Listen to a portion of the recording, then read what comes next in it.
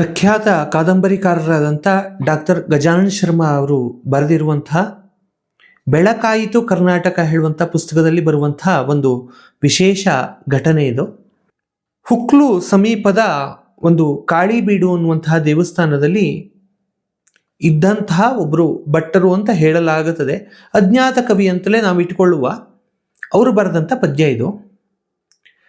ಚಂದಿರನ ಪೆಸರಿನೊಳಗೊಂದನೆಯ ವರ್ಣಮಂ, ಸಿಂಧು ಸುತೆಯ ಪತಿಯ ಎರಡನೆಯ ವರ್ಣಮಂ, ನಂದಗೋಪನ ಕಂದ ನಿರ್ಮಿಸಿದ ಮಂದಿರದ ಮೂರನೆಯ ವರ್ಣಮಂ, ಗಾಂಧಾರಿ ಅಣುಗನ್ ಅರಸಿಯ ಕಡೆಯ ವರ್ಣಮಂ ಹೊಂದಿಸಲ್ಕಿ ನದಿಯ ಪೆಸರಹುದು ಅಂತ ಹೇಳುತ್ತಾರೆ.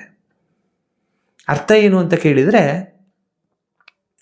ಚಂದಿರನ ಪೆಸರಿನೊಳಗೊಂದನೆಯ ವರ್ಣ ಶಶಿ, ಶಾ ಅಂತ ಅರ್ಥ ಬರ್ತದೆ.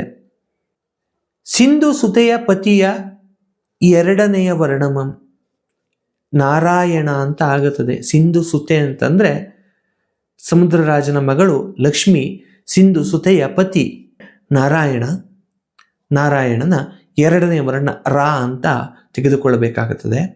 ನಂದಗೋಪನ ಕಂದ ನಿರ್ಮಿಸಿದ ಮಂದಿರದ ಮೂರನೆಯ ವರ್ಣಮಂ, ನಂದಗೋಪನ ಕಂದ, ನಂದ ಕಂದ ಮುಕುಂದ, ಆ ಮುಕುಂದ ನಿರ್ಮಿಸಿದಂಥ ಮಂದಿರ ದ್ವಾರಾವತಿ, ಹಾಗಾಗಿ ಅದರ ಮೂರನೆಯ ವರ್ಣ ವಾ ಅಂತ ಆಗುತ್ತದೆ.